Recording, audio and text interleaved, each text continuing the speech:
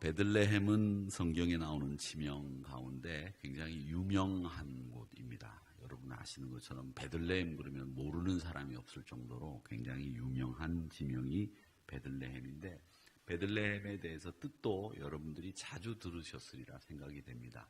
이 베들레헴은 바이트라고 하는 말과 레헴이라고 하는 말이 합쳐진 말입니다. 그래서 이게 바이트라는 말과 레헴이라는 말이 합쳐지면서 베들레헴이라고 했는데, 이 레헴이라고 하는 말과 바이트, 무슨 뜻이냐면 바이트는 집이라는 뜻이에요. 집, 하우스라는 뜻이고요. 레헴이라고 하는 말은 브레드, 빵이라는 뜻입니다. 우리말로는 그냥 떡이라고 하는데 빵이 맞습니다. 그냥 빵이, 이 떡은 떡과 빵의 개념은 다르죠. 서양 사람들의 빵의 개념은 주식 개념이지 않습니까? 우리나라의 떡 개념은 주식 개념이 아니라 한식 개념이지 않습니까? 그러니까 떡집이라고 하는 것을로 해석하는 것보다 우리가 떡집이라고 하기보다는 뭐라고 하는 게 나을까요? 매일 먹는 음식을 파는 곳이다, 이렇게 생각을 하시면 되겠습니다. 그래서 바이트와 레헴이 합쳐진 말로 베들레헴이라고 하는데, 그래서 이것은 빵집이라고 하는 뜻으로 해석을 하시면 되겠습니다. 근데 제가 지난 성탄절 때 말씀을 이제 요셉과 이 마리아가 직선거리로 170km 정도 떨어진 이 갈릴리에서 베들레헴까지 갈 수밖에 없었던 이유, 그 이유를 제가 쭉 설명을 드렸죠.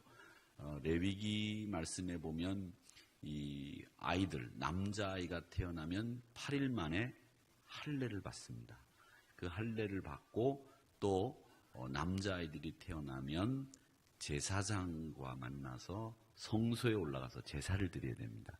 그 시간이 여의치 않기 때문에 예루살렘 가까운 베들레헴까지 가서 아이가 태어나면 그냥 바로 제사까지 드릴 수 있도록, 그래서 요셉과 마리아는 베들레헴에서 아이를 낳을 생각을 가지고 있었다라고 하는 거죠.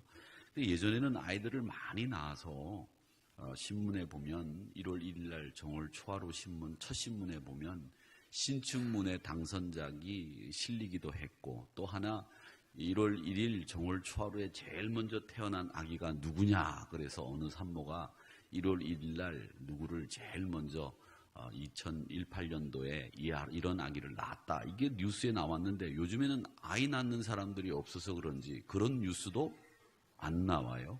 근데 보니까 이 초등학교가 요즘 지방은 1년에 하나급씩 없어진대요.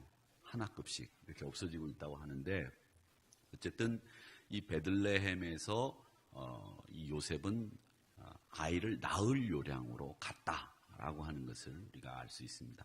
우스갯소리가 이런 얘기가 있죠. 어떤 여자분이 예전에는 우리가 비행기 안에서도 아이 낳는 분들이 있었고, 택시를 타고 병원 가다 아이 낳는 분들도 있어서, 그런 분들이 이제 비행기 안에서 아이를 낳으면 비행기 회사에서 그 아이 장학금을 준다든지 이런 일들도 있었는데, 요즘엔 어디서도 아이를 낳는 사람들이 없으니까 말이죠. 근데 예전에는 그 아이를 비행기에서도 낳아서 이런 얘기가 있습니다. 어떤 산모가 막 허겁지겁 이제 아이를 낳으려고 병원에 왔는데, 병원에 가는 중에 이제 응급실로 이제 막 들어가는 중에 엘리베이터에서 아이를 낳았어요. 얼마나 급한지. 그래서 그냥 이 산모가 부끄러워하는 겁니다. 막 남사스러워하고 부끄러워하고 미안해하니까 간호사가 위로를 합니다. 아유, 그러지 마세요. 엘리베이터 안에서 애를 낳은 사람은 아무것도 아니에요. 작년에는 교회래요. 병원 마당에서 애를 낳은 사람도 있었어요. 그렇게 위로를 했습니다. 그랬더니 그 산모가 그 말을 듣더니 그것도 저예요. 그렇게 이야기했다는 유명한 얘기가 있습니다. 그거 모르셨어요? 자, 그래서 그 베들레헴에서 아이를 낳을 요량을 가지고 갔다. 근데 이제 현대 베들레헴은 베들레헴 여러분, 현대 베들레헴인데, 현대 베들레헴은 이렇게 생겼습니다. 그 팔레스타인 통치를 받다가 지금은 요르단의 합병이 됐다가, 요르단은 우리 교회 협동 목사님이신 황혜성 목사님이 그 요르단 연합교회 담임 목사로 가 계신데 그 요르단에 합병이 됐다가 지금 다시 팔레스타인으로 반환이 돼서 팔레스타인의 통치를 받고 있는 팔레스타인 지역이 베들레헴입니다. 그래서 팔레스타인 통치를 받는 곳은 성지순례를 가시더라도 우리가 용이하게 들어갈 수가 없습니다. 이스라엘 군들이 못 들어가게 하기 때문에 들어가려면 굉장히 많은 절차를 거쳐야 됩니다. 근데 이 베들레헴은 현대 베들레헴이 이렇게 생겼는데 이 베들레헴은 예수님이 태어난 곳입니다. 그리고 이스라엘을 다스릴 자 베들레헴 에브라다라고 하는 오늘 읽은 본문의 말씀 미가서 5장 2절의 말씀에 의거해서 메시아인 예수님이 태어난 곳입니다. 근데 이 베들레헴에서는 예수님 탄생지 이외에 또 어떤 일들이 일어났느냐 하면 성경에 보면 이 베들레헴에서는 참 여러 가지 일들이 일어났었는데 제일 먼저 베들레헴에서 일어난 일 중에 하나를 꼽으라면 야곱이 제일 좋아하던 부인 라헬이 죽은 곳이 베들레헴입니다. 이 라헬은 아시는 것처럼 외삼촌 라반의 딸 중에 둘째 딸입니다.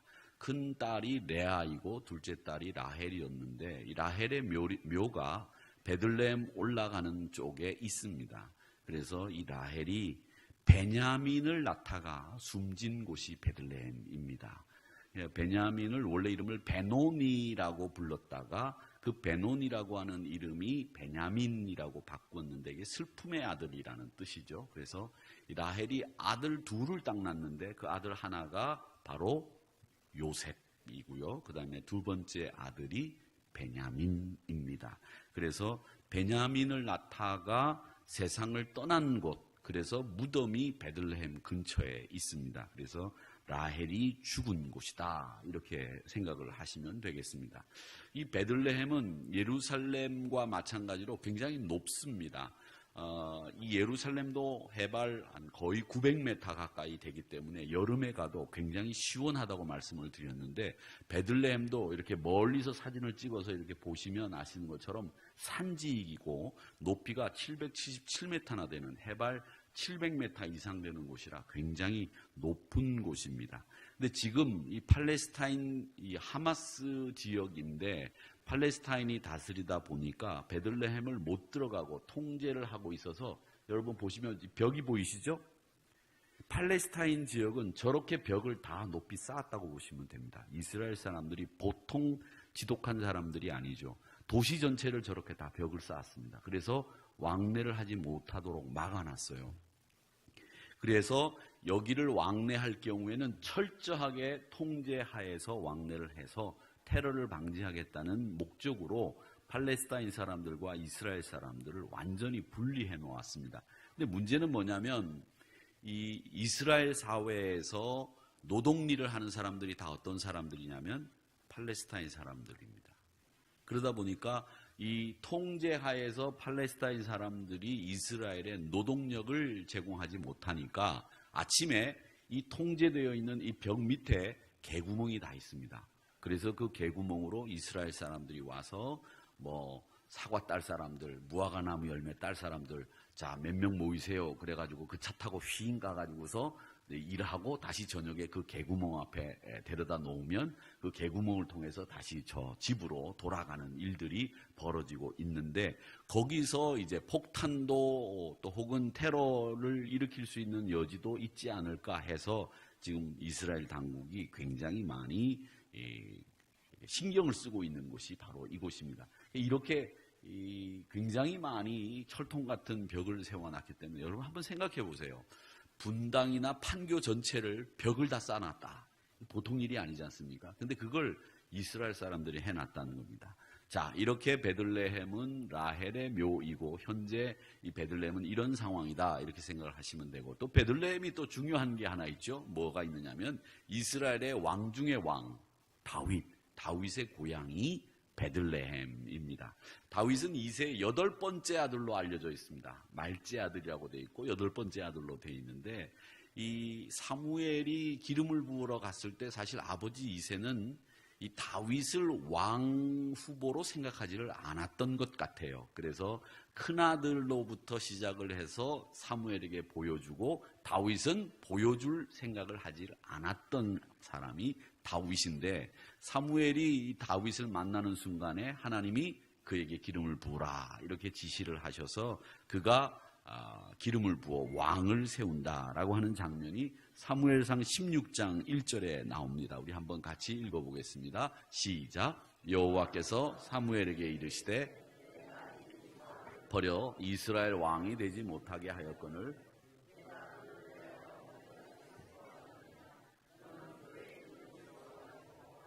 내가 너를 베들레헴 사람 이새에게로 보내리니 이는 내가 그의 아들 중에서 한 왕을 보았느니라 하시니라. 그리고 13절의 말씀에 보면 다윗이 이제 왕으로 세움을 받고 기름 부음을 받습니다.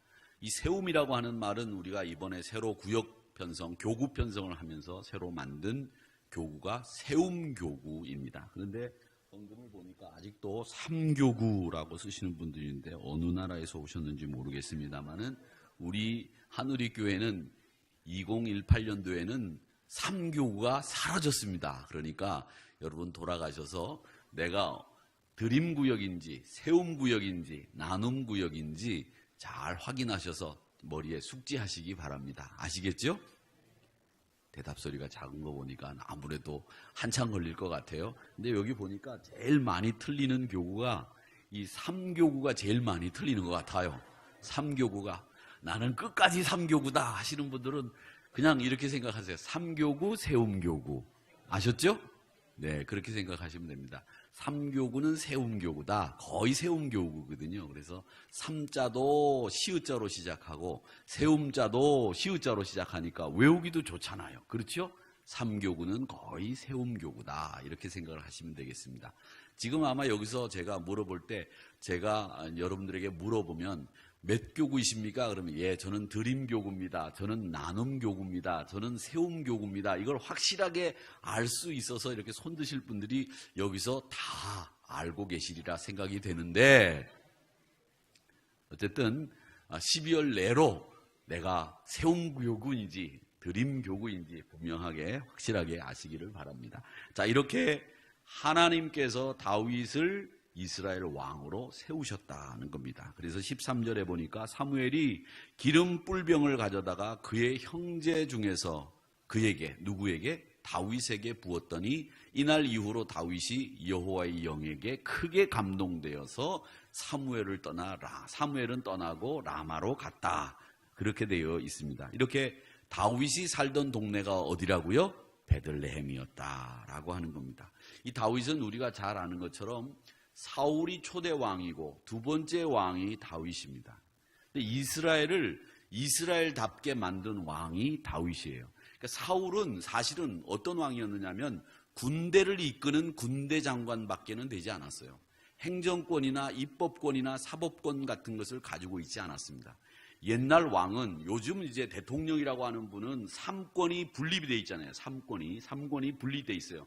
행정권, 사법권, 입법권이 크게 세 가지가 있는데 사법권은 대법원, 거기에서 가지고 있고요. 대법원장과 헌재소장이 가지고 있고, 입법권은 국회의장이 가지고 있고, 행정권의 수반은 최고 통치자는 대통령이 가지고 있어요.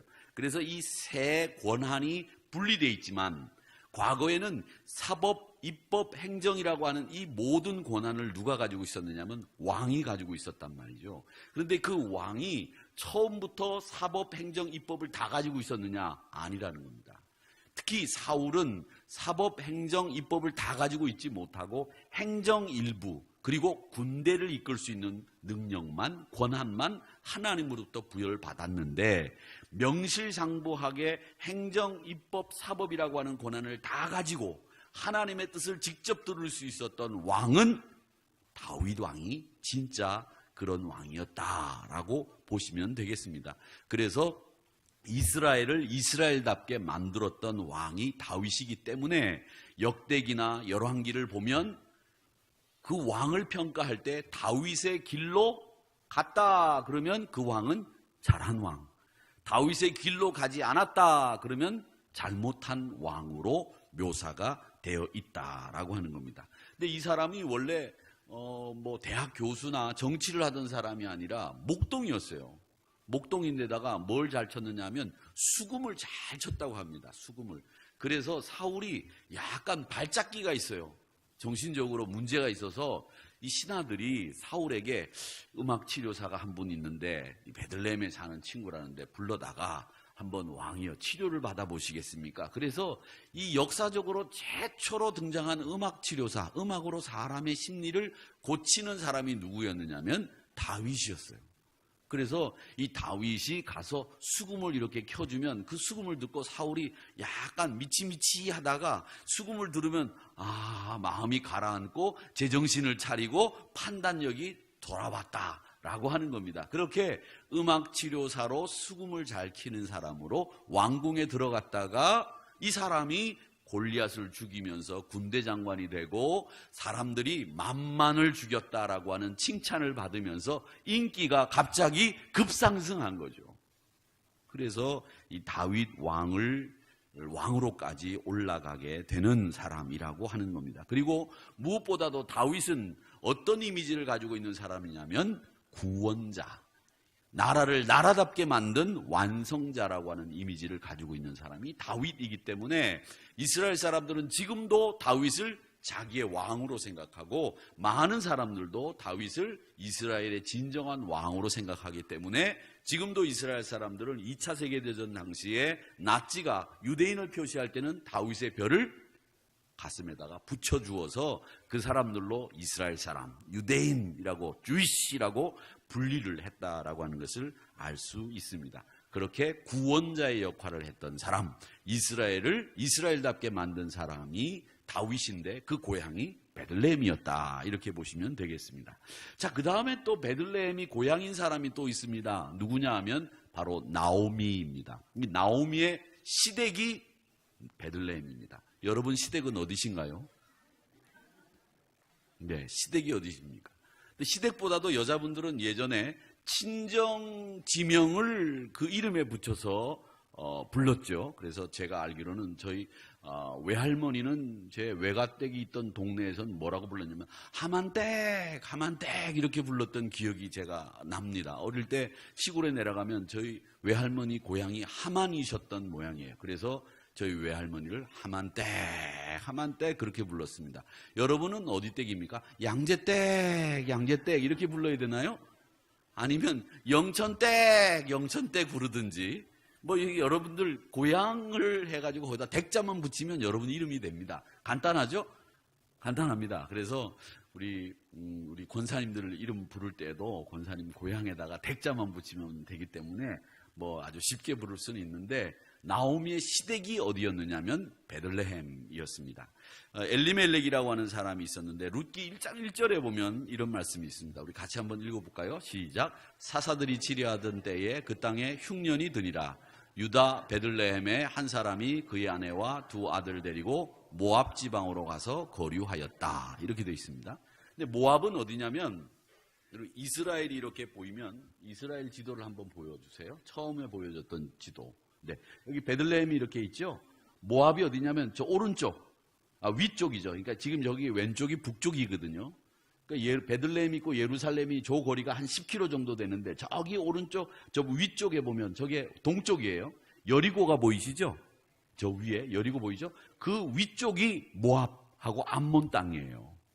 근데 거기가 굉장히 비옥한 땅입니다. 농사가 잘 되는 땅이에요. 그러니까 이 베들레헴에서 모압 땅으로 갔다고 하면 저 쿰난 보이고 여리고 보이시는 저 위쪽, 그리고 저 왼쪽에 보면 숫곳이라고 보이죠. 저게 다 지금 어디냐면 요르단 지경, 요르단은 가까운 데예요. 지금은 모압 암몬 땅이 지금 다 요르단 땅이란 말이죠. 그쪽으로 이주를 간 거예요. 왜? 기근이 들었으니까 이 베들레헴 쪽에. 기근이 들어서 기근을 피해서 모압 땅으로 갔다라고 하는 겁니다. 근데 거기 모압 땅으로 갔다가 이 나오미의 남편인 엘리멜렉도 죽어버리고 아들도 둘이 죽어버렸어요. 그래서 이 나오미와 며느리 룻이 그리고 큰며느리까지 다 과부가 돼버렸습니다. 그래가지고 이 나오미가 며느리들을 불러놓고, 야, 너희들 남편도 없는데 시어머니 나를 모시겠느냐? 그럴 수 없지 않느냐? 네가 젊고 니네들이 아직 어리니 이제 너희 동네로 가서, 너희 친정으로 가서 조금 있다가 너희들 개가를 해라. 그게 좋겠다. 그렇게 얘기를 하고 나는 내 고향 베들레헴으로 돌아가겠다. 그렇게 얘기를 합니다. 그랬더니 거기서 룻이 촥 나서더니 하는 말이 뭐라고 그랬냐면, 어머님 무슨 소리를 그렇게 하십니까? 어머니의 하나님이 내 하나님이고 어머니가 죽어 묻히는 곳에 나도 묻히겠습니다. 이렇게 이야기를 멋들어지게 하고, 성경에 보면 멋진 사람들은 다 거기가 좀 여자들이에요. 그렇죠? 남자들은 비리비리 해가지고서 말이지, 이 다윗 같은 사람들도 가끔 있긴 하지만 다 보면 기드온도 그렇고 뭐 사사들도 보면 잘하다가도 끝에 가면 비리비리해지고 끝이 이상하게 용두사미가 되고, 그런데 여자들은, 성경에 나온 여자들은 또 안 그래. 그렇죠? 제가 남자니까 하는 얘기예요. 여자들은 어머니 왜? 어머니가 섬기는 하나님이 내 하나님입니다. 그러냐? 어머니가 죽어 묻히는 곳이 내가 묻힐 것입니다. 이렇게 얘기하는 멋진 사람이 이 룻이었어요. 그래서 룻이 시어머니 나오미와 함께 베들레헴으로 돌아와서 지내게 됐는데, 그 베들레헴에서 지내다가 그 베들레헴에 시아버지의 친척인 보아스라고 하는 사람이 있는데, 이 사람이 굉장히 부자인 거예요. 그러니까 요즘 말로 얘기하면 이 사람 땅을 밟고 다니지 않을 수가 없는 그 정도로 부자인 보아스의 땅에 가서 밀 이삭을 주우러 갔다가, 보아스가 이 여자가 어디서 왔는지 유념해서 보는 것을 이 룻이 알게 되고 시어머니와 상의를 하는 중에 발치에 들어가서 가만히 누워있다가 그 보아스가 하는 대로 해라 이렇게 해서 보아스와 결혼을 하게 되죠. 발치에 들어가서 가만히 누우라고 하는 말도 제가 설명을 해드리면, 그 말이 성경의 히브리어 말이 원래 가지고 있는 뜻이 있는데, 그 말은 제가 여기서 설명을 다 하기는 뭐하고 나중에 개인적으로 찾아오면 그 뜻이 무슨 뜻인지 제가 설명해 드리겠습니다만은, 그렇게 해서 보아스와 결혼을 합니다. 그래가지고 다윗의 증조모가 되는 메시아의 족보에 오르는 여자가 룻이죠. 그 룻이 보아스와 결혼을 해서 자신들의 가정을 이룬데, 나오미의 시집, 거기가 어디냐? 베들레헴이었다라고 하는 것을 우리가 알 수 있습니다. 이 예수님의 탄생지이면서도 성경에 나오는 베들레헴의 이야기들이, 이런 이야기들이 있는데, 베들레헴에 가시면 예수님의 탄생교회가 있습니다. 예수님의 탄생교회인데, 예수님의 탄생교회는 예수님의 탄생 일화 중에 제일 유명한 건 영아 살해 명령을 헤롯 대왕이 내리지 않습니까? 동방박사들이 오니까 그 동방박사들이 이제 예수님을 만나러 간다고 하니까 돌아갈 때 그 사람이 어디서 태어났는지 알려달라고 와서 죽이려고 작정을 했었지 않습니까? 그 동방박사들이 돌아가는데, 지금 여기 보이는 이 교회는 목자들의 교회입니다. 목자들이 들판에서 별을 보고 따라와가지고 예수님의 탄생을 바라보게 되는데, 그 목자들을 기념해서 세운 교회가 베들레헴에 있습니다. 이렇게 돼 있고요. 그 다음에 또 이 예수님이 앞에 사진을 한번 보여주시죠. 네, 이 사진은 헤롯 대왕이 예수님을 죽이려고 하는 것을 천사들이 나타나서 알려줍니다. 그러니까 빨리 이집트로 피신을 가게 해주죠. 그렇게 천사들이 요셉과 마리아에게 헤롯 대왕이 아이들을 죽이라고 하는 명령을 내렸다고 하는 것을 알려주는, 그 천사들의 알려주는 것을 기념하기 위해서 세운 교회, 그 교회가 바로 이 교회입니다. 가셔서 보신 분들도 계시겠지만 못 보신 분들 계실 수도 있고, 그러니까 이곳이 헤롯 대왕의 살해 음모를 천사들이 알려준 것을 기념하여 세운 교회. 아까 조금 전에 보신 교회는 들판에 있던 목자들이 별을 보고 따라갔던 그 목자들이 있던 곳이라고 알려진 곳에 세워진 목자들의 교회다, 이렇게 보시면 되겠고요. 이 베들레헴에 가면 아무래도 제일 많이 보는 것은 예수님이 탄생하신 말구유와 예수님의 탄생지를 보시게 되는데, 예수님의 탄생지는 지금 이렇게 만들어 놨습니다. 가셔서 보시면, 저희들이 2015년도에 성지순례를 갔을 때는 이 베들레헴의 탄생교회가 대대적으로 수리를 하고 있었습니다. 그래서 굉장히 많이 못 가봤는데, 베들레헴 탄생교회에 들어가기 위해서 1차로 우리가 원래 들어가려고 했던 베들레헴을 못 들어가고 돌아서 들어가는 바람에 시간적으로도 어려웠고, 또 베들레헴 교회를 지금 탄생교회를 수리를 하고 있어서 여기는 봤습니다만은 이렇게 생겨 있습니다. 그리고 그 마국간이 있던 자리에 기념해서 세운 자리, 이것이 이렇게 생겨 있습니다. 근데 이제 이런 것이 다 들어있는 베들레헴 그 탄생교회 외부는 이렇게 생겼어요. 보시면 굉장히 웅장하고 크죠? 사람이 조그만한데 베들레헴의 그 탄생교회가 이렇게 큽니다. 근데 탄생교회는 굉장히 오래된 교회 중에 하나입니다. 근데 예수님이 부활하시고 난 뒤에 이제 승천을 하시지 않습니까? 그러니까 초대교회 신자들이 예수님의 부활과 승천을 보고 난 뒤에 그 사람들이 모여서 기도를 해요. 근데 그 기도를 제일 많이 했던 장소가 어디였느냐면 예수님의 탄생지 주변에서 제일 많이 기도를 했다고 해요. 그렇게 기도를 많이 하고 있었는데 로마 황제 중에서 기독교를 박해했던 유명한 황제가 있습니다. 하드리아누스라고 하는 황제가 있어요. 하드리안 황제인데, 이 하드리안 황제는 누구냐면, 여러분 보셨는지 모르겠습니다만은 그 김자옥 씨, 죽은 영화 배우 탤런트 김자옥 씨하고 또 그 여자 배우하고 3명이 꽃보다 뭐라고 해가지고 여행을 다니는 프로그램이 있었죠. 그때 김자옥 씨가 그 이승기 씨인가 하고 같이 이 여행을 크로아티아를 가셨습니다. 그게 아마 김자옥 씨가 돌아가시기 전에 마지막으로 찍었던 그 다큐 같은 그 여행 프로그램이었는데, 그때 김자옥 씨하고 그 배우들이 그게 꽃보다 뭐였는지 모르겠는데, 네? 꽃보다 뭐? 할매! 꽃보다 할매였네. 네. 꽃보다 할매의 그 크로아티아 여행을 갔는데, 거기에 궁전이 나옵니다. 그 궁전이 누구 궁전이냐면, 하드리안 황제의 궁전이에요. 여름 궁전이에요. 거기가.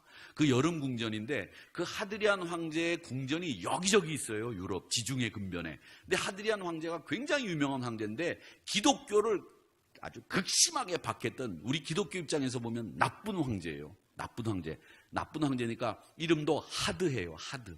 그러니까 하드리안이라고 기억해 두세요. 아시겠죠? 나중에 TV 드라마나 아니면 유럽 여행 프로그램에 보면 가끔 이 하드리안 이름이 나옵니다. 왜? 그 사람이 세운 궁전들이 많기 때문에 하드리안 로마 황제 이름이 딱 나오면 목사님이 12월 27일 날 수요일 날 하드리안을 설명하는데 하드 이렇게 하면서 기억하라고 했는데, 기독교에서는 나쁜 황제다고 하더라 이렇게 기억만 하시면 이 기억이 되겠죠? 얼마나 기억이 좋아요. 하드리안. 아시겠죠? 근데 그 황제가 나쁜 황제였어요. 이 하드리안 황제가 나쁜 황제였는데, 나쁜 황제라고 할 때는 황제라고 안 하고 뭐라고 해야 되죠? 나쁜 놈이라고 이렇게 부르죠. 그런데 하드리안이 나쁜 사람이었는데, 이 초대 기독교 신자들이 예수님의 탄생지에 가서 기도하는 걸 보고 못마땅하게 여긴 거예요. 그래서 그 사람들 다 흩어버렸어요. 못 모이겠어요. 거기서 기도를 못하게 한 거죠. 그런데 콘스탄틴 대제가 313년에 기독교를 공인합니다. 기독교를 공인했는데, 이 콘스탄틴의 어머니 헬레나라고 하는 사람이 있는데, 이 헬레나가 아주 유명한 여장부예요. 이 사람이 예루살렘 이스라엘 쪽에다 교회를 큰 걸 3개를 짓습니다. 3개를 짓는데 하나가 어느 교회냐면 예수님의 돌아가신 갈릴리 자리에 세운 성모교회. 예수님이 죽은 자리에 세운 교회가 이 헬레나가 세운 교회예요. 그 다음에 이 예수님이 주기도문을 가르쳐 주신 자리에 기념해서 세운, 우리나라 말로도 주기도문이 있는 주기도문 교회, 이게 헬레나가 세운 교회이고, 그 다음에 또 하나 세운 교회가 바로 조금 전에 여러분들이 보여드린 그 사진 보여주세요. 탄생교회. 이 탄생교회를 헬레나가 세운 교회입니다. 그래서 3개 교회를 헬레나가 세웠는데, 헬레나가 콘스탄틴, 기독교를 공인한 황제의 어머니였다, 이렇게 보시면 되겠습니다. 어머니 중에 유명한 사람이 누구냐면 성 어거스틴의 어머니 모니카, 유명한 사람이죠. 그 다음에 콘스탄틴 대제의 어머니 헬레나, 이 두 사람이 기독교 초대교회 역사에서는 굉장히 유명한 여자다, 이렇게 생각을 하시면 됩니다. 그러니까 헬레나라고 하는 이름과 모니카라고 하는 이름을 여러분이 외워두실 필요 있다 없다? 없다. 그냥 두 어머니가 유명하다 이렇게 알고 계시다가, 어머니 그 두 여자가 누굽니까? 저한테 물어보시면 제가 콘스탄틴의 어머니 헬레나, 어거스틴의 어머니 모니카 이렇게 알려드리면 되니까 외울 필요 있다 없다? 없다. 복잡하게 사시지 마세요. 단순하게 사시면 돼요. 그냥 두 어머니가 있는데 그 중에 황제 어머니가 이스라엘의 예루살렘과 베들레헴의 교회 3개를 세웠다. 그리고 또 하나 세운 곳이 있습니다. 그것이 어디냐면 시내산 밑에 있는 캐더린 수도원을 헬레나가 세웠습니다. 그 캐더린 수도원은 지금도 굉장히 유명한 곳인데 이게 헬레나가 세운 교회라 이렇게 보시면 되겠습니다. 근데 이 베들레헴 탄생교회를 들어가는 그 문이 교회가 굉장히 크죠? 그 문도 굉장히 커야 되지 않습니까? 얼마나인지 한번 문을 보시기 바랍니다. 예. 이 교회를 들어가는 문이 이렇게 생겼어요. 굉장히 작죠? 우리 교회 요 문 3분의 2도 안 될 거예요. 지금 제가 들어오는 요 설교하기 전에 들어온 이 문에 3분의 2도 안 돼요. 저렇게 작아요. 그러니까 모든 순례자들은 그 많은 순례자들이 이 문을 들어가야 돼요. 그리고 이 문을 들어가면 그 다음 문이 어떻게 생겼느냐면 그 다음 문 보여주세요. 요렇게 생겼어요. 조금 크죠? 요 문은 조금 큽니다. 요렇게 생겼습니다. 근데 이 문을 무슨 문이라고 하느냐면 겸손의 문이라고 합니다. 그러니까 예수님의 탄생교회에 들어갈 때에 허리를 펴고 들어가지 말라는 거예요. 허리를 숙이고 들어가라는 거죠. 그래서 겸손의 문이라고 그렇게 붙였는데 사실은 왜 그러냐면 이 베들레헴을 이슬람도 와서 차지하려고 그러고 기독교인들도 들어와서 차지하려고 하다 보니까 매일 전쟁을 하게 되는 거예요. 그래서 전쟁을 하다 보니까 출입문을 다 막아버리고 조그맣게 만들어서 비밀스럽게 수도사들만 들락거릴 수 있는 문을 만들었기 때문에 문이 저렇게 작을 수밖에 없다. 그러니까 출입문이 작은 그 성전이나 성당이나 교회를 보면 아, 여기는 군인들이 많이 왔던 곳이구나, 전쟁이 많이 있었던 곳이나 이렇게 생각을 하시면 되겠습니다. 그 안으로 들어가면 이렇게 생겼어요. 이 기둥이 몇 개냐면 11개예요. 11개. 지금 여기는 지금 2, 4, 6개만 지금 보이는데 이 기둥이 11개인데 이게 4줄로 돼 있어요. 이 교회가 탄생교회 안에 4줄로 돼 있는데 11개는 가롯 유다를 뺀 11명 사도를 상징하는 기둥입니다. 그리고 4개는 마태, 마가, 누가, 요한 4복음서를 나타내는 4개 기둥이 양쪽으로 2개씩 2개씩 이렇게 있습니다. 그래서 11개 기둥에 4개의 줄로 돼 있다. 이렇게 보시면 되겠습니다. 자, 여기까지 이제 베들레헴에 대해서 여러분이 보실 수 있는 것들은 다 보셨다고 생각을 하시면 되겠는데, 자, 그러면 베들레헴이 우리에게 주는 교훈이 뭐냐라는 거다. 베들레헴이 워낙 중요한 곳이기 때문에 이제 시간이 많이 갔지만 2가지만 생각을 하고 빨리 제가 끝내겠는데, 이 베들레헴은 떠났다가 다시 나오미가 돌아오는 그런 모습을 보여주고 있지요. 그리고 요셉이 자기 고향 베들레헴을 찾아오는 모습을 보면서 우리는 이 베들레헴을 통해서 한 가지 교훈을 배워야 될 것은 뭐냐면 우리가 있어야 될 자리를 찾는 신앙인이 되어야 되겠다라는 교훈을 이 베들레헴을 통해서 배우게 되는 겁니다. 대부분의 사람들은 말이죠, 모순을 가지고 사는데 그게 뭐냐면 하나는 자기가 억압되고 속박됐다고 생각을 합니다. 자유가 없다고 생각해요. 정말 지긋지긋해. 직장생활 좀 그만했으면 좋겠어. 목이 포도청이라 말이지 내가 거미줄을 칠 수도 없고 내가 어쩔 수 없이 내가 나가는데, 그렇게 생각을 하면서 직장생활을 해요. 또 어떤 분들은 공부를 하면서 내가 이 공부를 언제까지 해야 되나 말이지. 대학을 다니면 공부 끝날 줄 알았는데 취직을 위해서 또 공부를 해야 돼. 또 취직을 하고 난 뒤에도 공부를 계속해야 됩니다. 승진하기 위해서는 또 공부를 해야 되고 공부를 해야 되고 그런 분들이 있습니다. 돈을 벌기 위해서 직장을 다니는 일도 다 속박이라고 생각한다는 거죠. 또 가족들도 다 짐이라고 생각해요. 아이고 지긋지긋해. 아이고 내가 평생 네 얼굴 쳐다보고 사느니 고생이 된다. 이렇게 생각하시는 분들도 있는데 여러분, 그런데 반면에 사람들이 어떤 공동체에 속해 있지 않으면 어떤 공동체든지 사람들은 속해 있기를 원해요. 그게 우리 사람이 가지고 있는 기본적인 소속감이란 말이죠. 그러니까 한편으로는 벗어나고 싶은 마음이 있고 한편으로는 소속되고 싶은 마음이 있는 것이 우리 인간의 마음이라는 겁니다. 그 말은 뭐냐면 우리가 그 자리를 벗어나고 싶지만 항상 여행을 가면 한 열흘쯤 지나면 집에 가고 싶듯이 우리가 속해야 되는 곳이 있다. 우리가 있어야 될 자리가 있다는 겁니다. 여러분, 그게 속박이 아니고 우리가 있어야 될 자리란 말이에요. 목사면, 장로님이라면, 권사님이라면, 집사님이라면, 여러분이 남편이고 아내고 어떤 위치에 있든지 간에 여러분이 있어야 될 위치가 있단 말이죠. 그 위치를 지키시기를 축원합니다. 시편 1편에 뭐라고 그랬습니까? 복 있는 사람은 어디를 따르지 않는다? 악인의 꾀를 따르지 않습니다. 그리고 죄인의 길에 서지 않습니다. 그리고 또 오만한 자의 자리에 앉지 않습니다. 복 있는 사람은 늘 여호와의 말씀을 청종하고 여호와의 성전을 사모하고 여호와의 성전에서 하루를 있는 것이 천년 있는 악인의 뜰보다 좋아하는 그런 사람이 여호와를 사모하는 사람이다라고 하는 것을 여러분 기억하시기를 바랍니다. 여러분이 있어야 될 자리가 어디인지를 분명히 알고 그 자리를 지키는 것이 바로 베들레헴이 우리에게 주는 첫 번째 교훈이다라고 하는 겁니다. 그 다음에 이 베들레헴이 우리에게 주는 마지막 교훈은 뭐냐면 하나님의 은혜를 통해서 회복과 성공의 장소를 상징하는 곳이 바로 베들레헴입니다. 베들레헴으로 다시 돌아간 룻이 보아스와 결혼을 해서 행복한 생활뿐만 아니라 메시아의 족보를 이루게 되죠. 또 엘리멜렉이 가족이 회복이 되고 나오미가 회복이 되고 기구한 여인의 삶이 회복되는 역사가 베들레헴에서 일어났습니다.